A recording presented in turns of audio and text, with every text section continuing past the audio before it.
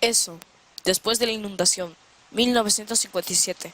El terror, que no terminaría por otros 28 años, si es que terminó alguna vez. Comenzó hasta donde sé o puedo contar, con un barco de papel que flotaba a lo largo del arroyo de una calle anegada de lluvia. El barquito cabeceó, se ladeó, volvió a enderezarse en medio de traicioneros remolinos y continuó su marcha por Wickham Street hacia el cruce de esta y Jackson. El semáforo de la esquina estaba a oscuras y también todas las casas, en aquella tarde de otoño de 1957. Llovía sin cesar. Desde hacía una semana y 2 días atrás habían llegado los vientos. Desde entonces, la mayor parte de Derry había quedado sin corriente eléctrica y aún seguía así. Un chiquillo de impermeable amarillo y botas rojas seguía alegremente el barco de papel. La lluvia no había cesado, pero al fin estaba amainando. Caía sobre la capucha amarilla del impermeable y a oídos del niño sonaba como lluvia sobre el tejado de un cobertizo. Un sonido reconfortante, casi acogedor. El niño se llamaba John George Temperton. Tenía 6 años. William, su hermano, a quien los niños de la escuela primaria de Derry conocían como Bill el Tartaja, estaba en su casa recuperándose de una aguda gripe.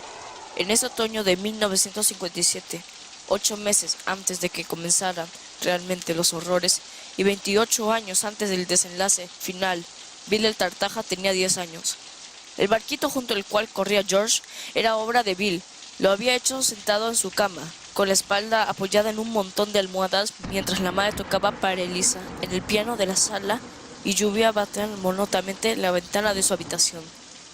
A un tercio de manzana caminó del semáforo apagado. Wickham Street estaba cerrada al tráfico por varios túneles de brea y 4 caballetes color naranja en los que se leía Ayuntamiento de Derry, Departamento de Obras Públicas. Tras ello, la lluvia había desbordado alcantarillas atascadas con ramas, piedras y cúmulos de pegajosas hojas otoñales. El agua había ahorrado el pavimento al principio y arrancado luego de grandes trozos. Hacia el mediodía del cuarto día de lluvia, algunos trozos de pavimento eran arrastrados por la intersección de Jackson y Wickham como de panos de hielo en miniatura. Muchos habitantes de Derry habían empezado por entonces a hacer chistes públicas que se le había arreglado para mantener abierta Jackson Street, pero Wickham estaba intransitable desde la barrera hasta el centro mismo de la ciudad. Todos estaban de acuerdo, sin embargo, en que lo peor había pasado. El río había crecido casi hasta sus márgenes de los cereales y pocos centímetros por debajo de los muros. En esos momentos, un grupo de hombres, entre ellos Zack Temperton, el padre de George y Bill, estaba retirando los sacos de arena que habían lanzado el día anterior con aterrizada prisa. Un día antes, la inundación y los costosos daños parecían casi inevitables. Bien sabía Dios que ya había ocurrido anteriormente. La inundación de 1931 había sido un desastre con un costo de millones de dólares y de más de 20 vidas. De aquello hacía ya mucho tiempo, pero aún quedaba gente por ahí que lo recordaba para asustar el resto. Una de las víctimas de la inundación había sido hallada en Bucksport, a unos 40 kilómetros de distancia. Los peces le habían comido los ojos, 3 dedos, el pene y la mayor parte del pie izquierdo. Agarrado por lo que restaba de sus manos, había aparecido el volante de un Ford. Ahora, sin embargo, el río estaba retrocediendo, y cuando se elevara la nueva presa hidráulica de Mangor, corriente arriba, dejaría de ser una amenaza. Al menos eso decía Zack Temperton, que trabajaba en Hidroeléctrica Bangor. En cuanto a los demás, bueno, las inundaciones futuras esperarían. Lo importante era salir de esta, devolver la corriente eléctrica y después olvidarla. En Derry, olvidar la tragedia y el desastre era casi un arte, tal como Bill Temperton llegaría a descubrir con el tiempo. George se detuvo detrás de las barreras al borde de una profunda grieta abierta en la superficie de alquitrán de Wickham Street. La grieta discurría casi exactamente en diagonal. Terminaba al otro extremo de la calle, a unos 12 metros de donde él se encontraba. Colina abajo hacia la derecha, río en voz alta. Mientras el agua desbordaba, llevaba su barco de papel hasta unas diminutas cataratas formadas por otra grieta en el pavimento. El agua había abierto un canal que corría paralelo a la grieta y el barco iba de un lado a otro de la calle arrastrado tan deprisa por la corriente que Josh tuvo que correr para seguirlo. El agua formaba láminas de lodo bajo sus botas. Sus hebillas sonaban con un jubiloso tintineo mientras George Dumbarton corría hacia su extraña muerte.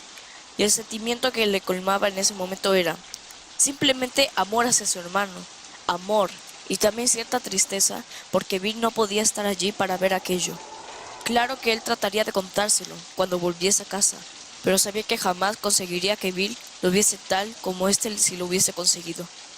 Bill destacaba en lectura y redacción, pero aun a su edad, George tenía capacidad suficiente para comprender que no solo por eso obtenía Bill las mejores notas.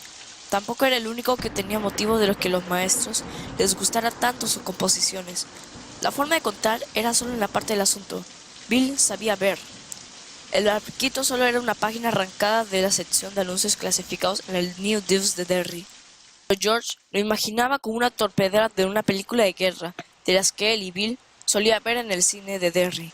En las matinés de los sábados, una película de guerra en la que John Wayne luchaba contra los japoneses, la proa del barco levantaba olas a cada lado mientras seguía su precipitado curso hacia la cuneta del lado izquierdo de la calle. En ese punto, un nuevo arroyuelo corría sobre la grieta abierta en el pavimento, creando un remolino bastante grande. George pensó que el barco se iría a pique. Escoró de modo alarmante, pero luego se enderezó, giró y navegó rápidamente hacia la intersección. George lanzó gritos de júbilo y corrió para alcanzarlo. Sobre su cabeza, una torva ráfaga de viento otoñal hizo silbar los árboles, casi completamente liberados de sus hojas, a causa de la tormenta, que ese año había sido un segador implacable. Incorporado en la cama, con las mejillas aún sonrojadas, pero con la fiebre retirándose finalmente, Bill había terminado el bote, pero cuando George intentó cogerlo, Bill lo puso fuera de su alcance. Ahora tráeme la parafina. ¿Qué es eso? ¿Dónde está? Está en el estante del sótano. Al bajar, dijo Bill, en una caja que dice Gulf. Tráeme eso, junto con un cuchillo y un cuento, y una caja de fósforo. George fue en busca de esas cosas. Oyó que su madre seguía tocando el piano, pero ya no era para Elisa, sino algo que no le gustaba tanto, algo que sonaba seco y alborotado. Oyó la lluvia azotando las ventanas de la cocina. Ese sonido era reconfortante, pero no así la idea de bajar al sótano. No le gustaba el sótano, ni le gustaba bajar por sus escaleras, porque siempre imaginaba que allí abajo, en la oscuridad, había algo. Era una tontería. Por supuesto, lo decía su padre, lo decía su madre, y aún más importante, lo decía Bill, pero aún así, no le gustaba ni siquiera abrir la puerta para encender la luz, porque temía. Era algo tan estúpido que no se atrevía a contárselo a nadie. Mientras tanteaba en busca del interruptor, una garra espantosa se posara sobre su muñeca y lo arrebatara hacia esa oscuridad que olía a suciedad, humedad y hortalizas podridas. ¡Qué estupidez! No existían monstruos con garras peludas y llenos de furia asesina. De vez en cuando alguien se volvía loco y mataba a mucha gente. A veces, Chick Huntley contaba cosas de esas en el informativo de la noche. Y también estaban los comunistas, por supuesto, pero ningún monstruo horripilante vivía en el sótano. No obstante, la idea persistía. En aquellos momentos interminables, mientras buscaba a tintear la llave de la luz con la mano derecha, el brazo izquierdo se cogía con fuerza a la jamba de la puerta. El olor a sótano parecía intensificarse hasta llenar el mundo entero. Los olores a suciedad, humedad y hortalizas podridas se mezclaban en un olor inconfundible e ineludible, el del monstruo, la apoteosis de todos los monstruos. Era el olor de algo que él no sabía nombrarlo, el olor de eso, agazapado el acecho y listo para saltar, una criatura capaz de comer cualquier cosa, pero especialmente hambrienta de carne de un niño. Aquella mañana abrió la puerta para tantear interminablemente, en busca del interruptor, sujetando el marco de la puerta con la fuerza de siempre, los ojos apretados, la punta de la lengua asomando por las minusoras de los labios como una raicilla agonizante, buscando agua en un sitio de sequía. ¿Gracioso? ¡Claro! Mira, Georgie. Georgie le tiene miedo a la oscuridad. Vaya tonto. El sonido del piano llegaba desde lo que su padre llamaba sala de estar y su madre sala de visitas. Sonaba música de otro mundo, lejana, como deben sonar las conversaciones y risas de una playa abarrotada al nadador exhausto que lucha contra la corriente. Sus dedos encontraron el interruptor. Lo accionaron y nada, no había luz. Maldita sea, la corriente eléctrica. George retiró el brazo como un cesto lleno de serpientes. Retrocedió desde la puerta abierta, el corazón palpitante. No había corriente, por supuesto. Había olvidado que la corriente estaba cortada. ¿Y ahora qué? Decirle a Bill que no podía llevarle la caja de parafina porque no había luz, y tenía miedo de que algo lo cogiese en las escaleras del sótano. Algo que no era comunista ni un asesino loco, sino una criatura mucho peor. Algo que simplemente deslizaría una parte de su maligno ser entre los pedaños para cogerle por el tobillo. Sonaría ridículo. Otros podrían reírse de sus fantasías, pero Bill no se reiría. Bill se pondría furioso. Bill diría: a ver si creces, Georgie. ¿Quieres este barquito o no? Como si le leyera el pensamiento, Bill gritó desde el dormitorio: ¿te has muerto allí abajo, Georgie? No, ya lo llevo, Bill, respondió George, y se frotó los brazos para que desapareciese la delatora carne de gallina. Solo me he entretenido en tomar un poco de agua. Bueno, pues darte prisa. Apenas George bajó los 4 escalones que faltaban para llegar al estante del sótano, el corazón martillándole en su garganta, el vello de la nuca erizado, los ojos ardiendo, las manos heladas y la seguridad de que, en cualquier momento, la puerta del sótano se encerraría, dejándole a oscuras, y entonces oiría eso, algo peor que todos los comunistas y los asesinos del P1. Pero ¿por qué los japoneses? Peor que Atila el Uno, porque los seres de 100 películas de terror. Eso, gruñendo profundamente. Georgie oiría el gruñido en esos segundos demenciales, antes de que eso se abalancease sobre él y la despanzurrara las entrañas. A causa de la inundación, el hedor del sótano estaba peor que nunca. La casa se había salvado por encontrarse en la puerta alta de Wickham Street, cerca de la cima de la colina, pero abajo aún seguía el agua estancada, que se había filtrado por los cimientos de piedra. El olor era terroso y desagradable. George examinó los chismes de la estanta rápidamente como pudo, latas viejas de betún kiwi y trapos para limpiar zapatos, una lámpara de queroseno rota, 2 botellas de limpiacristales, casi vacías, una vieja lata de cera turtle. Por alguna razón, esa lata le impresionó, y contempló la tortuga de la tapa con perplejidad hipnótica. La apartó luego hacia atrás, y allí estaba por fin, una caja cuadrada con la inscripción Gulf. George corrió las escaleras arriba tan rápido como pudo, dándose cuenta de que llevaba salidos los faldones de la camisa, y de que esos faldones serían su perdición. La cosa del sótano le permitiría llegar casi hasta arriba, y entonces le cogería por el faldón de la camisa y tiraría hacia atrás y... Llegó a la cocina y cerró la puerta de un portazo. George se apoyó contra ella con los ojos cerrados, la frente y los brazos cubiertos de sudor, sosteniendo la caja de parafina en su mano. Oyó la voz de su madre. «Georgie, ¿podrías golpear la puerta un poco más la próxima vez? Incluso podrías romper los platos del aparador». «Disculpa, mamá». «George, soy inútil», llamó Bill desde su dormitorio, con entonación grave para que la madre no lo oyese. George rió. El miedo había desaparecido. Se había desprendido de él tan fácilmente como una pesadilla se desprende del hombre que despierta con la piel fría y el aliento agitado, palpándose el cuerpo y mirando alrededor para asegurar de que nada había ocurrido. He olvidado la mitad cuando sus pies tocaban el suelo, las 3/4 paredes cuando sale de la ducha y comienza a secarse con la toalla, y la totalidad cuando termina el desayuno. Desaparecida por completo, hasta la próxima vez, cuando en el puño de la pesadilla todos los miedos volverán a recordarse. Esa tortuga, pensó George, acercando el cajón donde se guardaba los fondos. ¿Dónde vi? Pero no lo recordó. Sacó una caja de cerillas del cajón, un cuchillo escurridor, sosteniendo el filo lejos de su cuerpo, como le había enseñado su padre, y un pequeño bol del aparador. Luego volvió al cuarto de Bill. «Eres un inepto, Georgie», dijo Bill cordialmente mientras apartaba las cosas que había en su mesilla de noche: un vaso vacío, una jarra de agua, libros y un frasco de Vicks Vaporub, cuyo olor Bill asociaría toda su vida a pechos flemosos y narices tapadas. También estaba allí la vieja radio, pero no tenía ni a Chubby ni a Batch, sino una canción de Little Richard, aunque muy bajito, tan bajito que Little Richard perdía toda su cruda y elemental potencia. La madre, que había estudiado piano en Juilliard, destetaba el rock and roll, más que destetarlo lo dominaba. «No soy ningún inepto», dijo George, sentado en el borde de la cama y poniendo en la mesa las cosas que había traído. Sí lo eres, dijo Bill. No eres otra cosa que un inepto de culo gordo, negro y asqueroso. George trató de imaginar a un chico que solo fuese un culo con piernas y comenzó a reírse. Tiene un culo más grande que Augusta, dijo Bill también riendo. Tu culo es más grande que todo el estado, replicó George, lo que les hizo desternillarse de risa durante casi 2 minutos. Siguió una conversación en susurros, de las que tienen muy poco significado para quien no sea un niño muy pequeño. Acusaciones sobre quién tenía el culo más grande, quién tenía el orificio más negro, etc. Finalmente, Bill soltó una de las palabras prohibidas.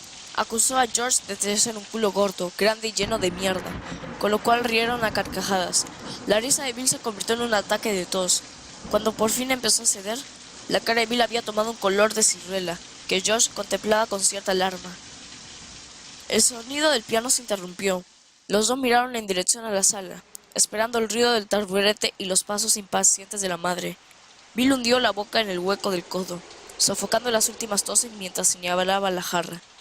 George le sirvió un vaso de agua y él se lo bebió entero. El piano reinició para Elisa. Bill el Tartaja no olvidaría jamás esa pieza, y aún muchos años después no podría escucharla sin que le pusiera carne de gallina. El corazón le daba un vuelco y recordaba. Mi madre estaba tocando eso el día que murió Georgie. ¿Vas a seguir tosiendo, Bill? No. Bill sacó un Kleenex de la caja, carraspeó ruidosamente el pecho y escupió en el papel. Alcarrugó y arrojó el cesto que tenía junto a la cama lleno de bollos similares. Por fin abrió la caja de parafina y dejó caer un cubo ceroso en la palma de su mano. George lo observaba en silencio.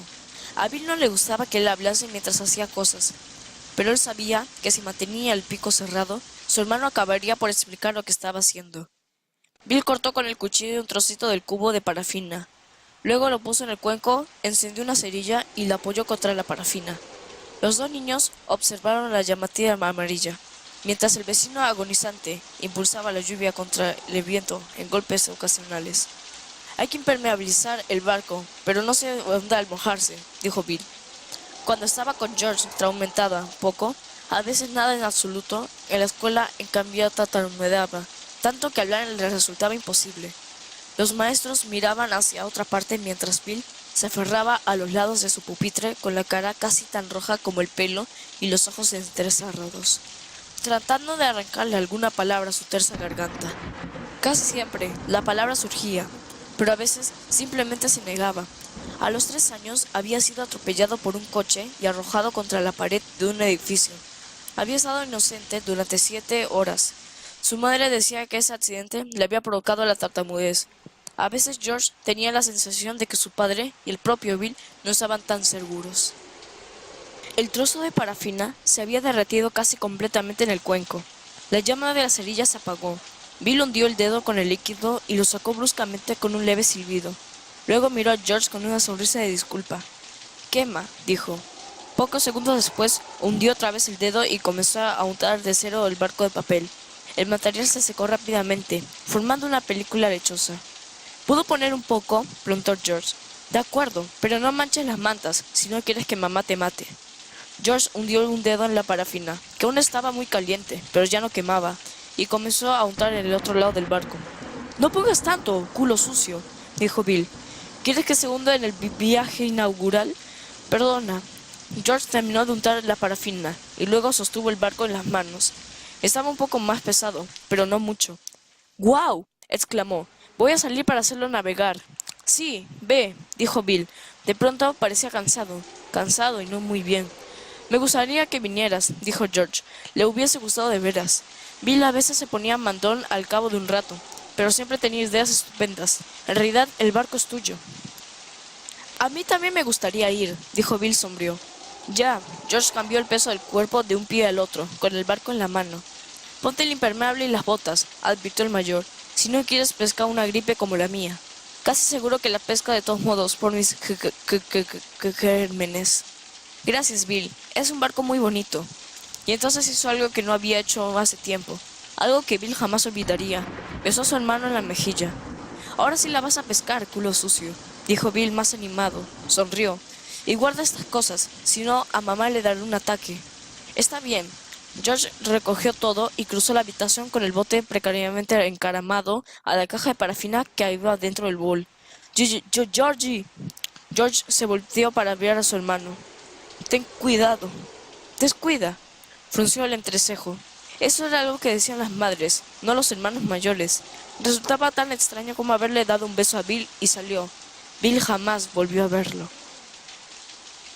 Y allí estaba, persiguiendo su barco de papel por el lado izquierdo de Wickham Street. Corría deprisa, pero el agua le ganaba y el barquito estaba sacando ventaja. Oyó un rugido y vio cómo 50 metros más adelante, colina abajo, el agua de la cuneta se precipitaba en una boca de tormenta que aún continuaba abierta. Era un largo semicírculo abierto en un bordillo de la acera y mientras George miraba, una rama desgarrada, con la corteza oscura y reluciente, se hundió en aquellas fauces. Pendió por un momento y luego se deslizó hacia el interior. Hacia allí se encaminaba su barco. ¡Mierda!, chilló horrorizado. Forzó el paso y por un momento pareció que iba a alcanzarlo, pero George resbaló y cayó despatarrado con un grito de dolor. Desde su nueva perspectiva, a la altura del pavimento, vio que el barco giraba en redondo, 2 veces, atrapado en otro remolino, antes de desaparecer. ¡Mierda y mierda!, volvió a chillar, golpeando el pavimento con el puño. Eso también le dolió, y se echó a sollozar. ¡Qué manera tan estúpida de perder el barco! Se dirigió hacia la boca de la tormenta, y allí se dejó caer de rodillas, para mirar el interior. El agua hacía un ruido reuco al caer a la oscuridad. Ese sonido le dio escalofríos. Hacía pensar en... ¡Eh!, exclamó de pronto, y retrocedió.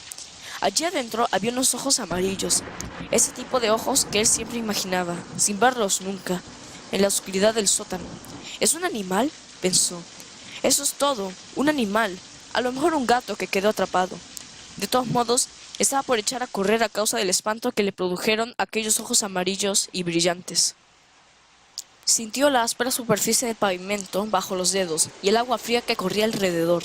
Se vio a sí mismo levantándose y retrocediendo, y fue entonces cuando una voz razonable y bastante simpática, la habló desde dentro de la boca del tormenta.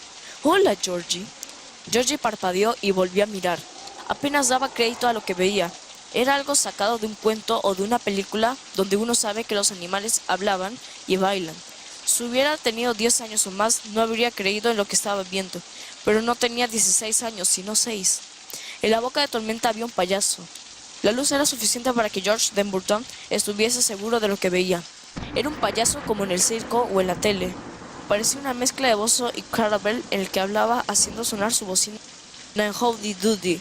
Los sábados por la mañana, Buffalo Bob era el único que entendía a Clarabelle, y eso siempre hacía reír a George. La cara del payaso metido en la boca de tormenta era blanca. Tenía cómicos mechones de pelo rojo a cada lado de la calva y una gran sonrisa de payaso pintada alrededor de la boca. Si George hubiese vivido años después, habría pensado en Ronald McDonald antes que en Bozo o en Clarabelle. El payaso sostenía en una mano un manojo de globos de colores, como tentadora fruta madura. En la otra, el barquito de papel de George. ¿Quieres tu barquito, George? El payaso sonreía. George también sonrió sin poder evitarlo. Sí, no quiero. El payaso se echó a reír. Así me gusta. ¿Y un globo? ¿Quieres un globo? Bueno, sí, por supuesto. Alargó la mano, pero de inmediato la retiró. No debo coger nada que me ofrezca un desconocido, lo dice mi papá. Y tu papá tiene mucha razón, replicó el payaso sonriendo. George se preguntó cómo podía haber creído que sus ojos eran amarillos, si eran de un azul brillante como las de su mamá o de Bill. Muchísima razón, ya lo creo. Por lo tanto, voy a presentarme, George. Soy el señor Bob Gray, también conocido como Pennywise, el payaso Pennywise. Te presento a George Templeton. George, te presento a Pennywise. Ahora ya nos conocemos. Yo no soy un desconocido, y tú tampoco, ¿correcto? George soltó una risita. Correcto. Volvió a estirar la mano y a retirarla. ¿Cómo te has metido ahí adentro? La tormenta me ha traído volando, dijo Pennywise el payaso. Se llevó todo el circo. ¿No sientes olor a circo, George? George se inclinó hacia adelante. De pronto olía cacahuetes tostados y vinagre blanco, del que se ponen las patatas fritas. Y olía también a algodón de azúcar, a buñuelos y también a estiércol de animales salvajes. Olía el aroma regozante del aserrín, y sin embargo, bajo todo eso olía a inundación, a hojas deshechas y a oscuras sombras en bocas de tormenta. Era un olor húmedo y pútrido, el olor del sótano. Pero los otros olores eran más fuertes. Sí, lo huelo, dijo. ¿Quieres tu barquito, George? Te lo pregunto otra vez, porque no pareces desearlo mucho. Y se lo enseñó sonriendo. Llevaba un traje de seda bolsado con grandes botones color naranja, corbata brillante, de color azul eléctrico. Le caía por la pechera. En las manos llevaba grandes guantes blancos, como Mickey y el pato Donald. Sí, claro, dijo George mirando el interior de la boca de tormenta. ¿Y un globo? Los tengo rojos, verdes, amarillos, azules. ¿Flotan? ¿Que sí flotan? La sonrisa del payaso se acentuó. Oh, sí, claro que sí. Flotan. También tengo algodón de azúcar. George estiró la mano. El payaso de repente le sujetó el brazo. Y entonces George vio cómo la cara del payaso se convertía en algo tan horripilante que lo peor que había imaginado sobre la cosa del sótano. Parecía un dulce sueño. Lo que vio destruyó su cordura de un zarpazo. ¡Flotan! Croó la cosa de la alcantarilla con una voz que reía como entre coágulos. Sujetaba el brazo de George con su puño grueso y aguzanado. Tiró el de él hacia aquella horrible oscuridad por donde el agua corría y rugía y huyaba llevando hacia el mar los desechos de la tormenta. George intentó apartarse de esa negrura definitiva y empezó a gritar como un loco hacia el gris cielo otoñal de aquel día del otoño de 1957. Sus gritos eran agudos y penetrantes, y a lo largo de toda la calle, la gente se asomó a las ventanas y salió a los porches. «¡Flotan!», gruñó la cosa. «¡Flotan! George, y cuando estés acá abajo conmigo, también flotarás». El hombro de George chocó contra el bordillo de Dave Gardner, que ese día no había ido a trabajar al shop debido a la inundación.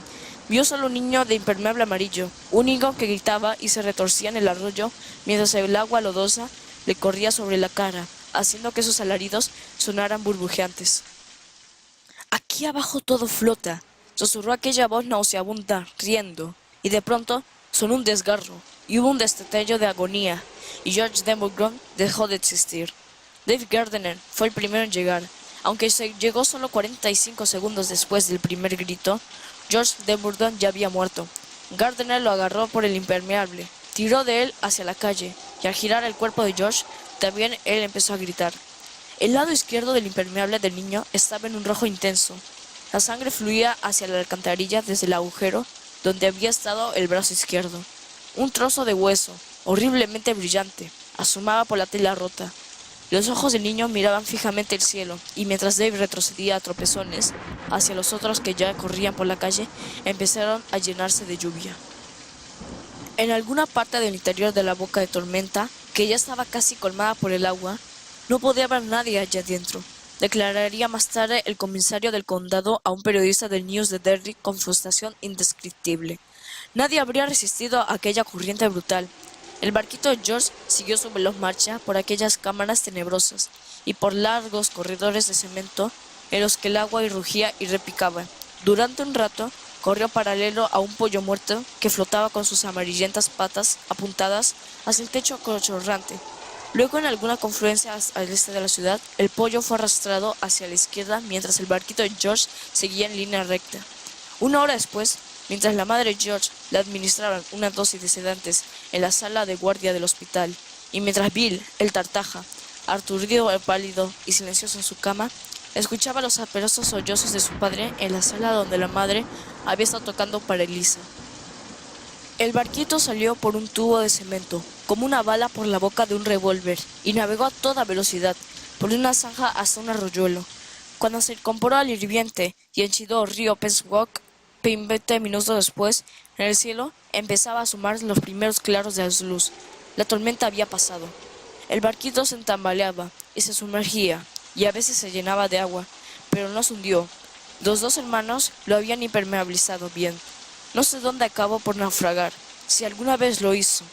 Tal vez llegó al mar y allí navega eternamente como los barcos mágicos de los cuentos. Solo sé que aún estaba a flote en el seno de la inundación cuando franqueó los límites de Derry, y allí abandonó esta historia para siempre.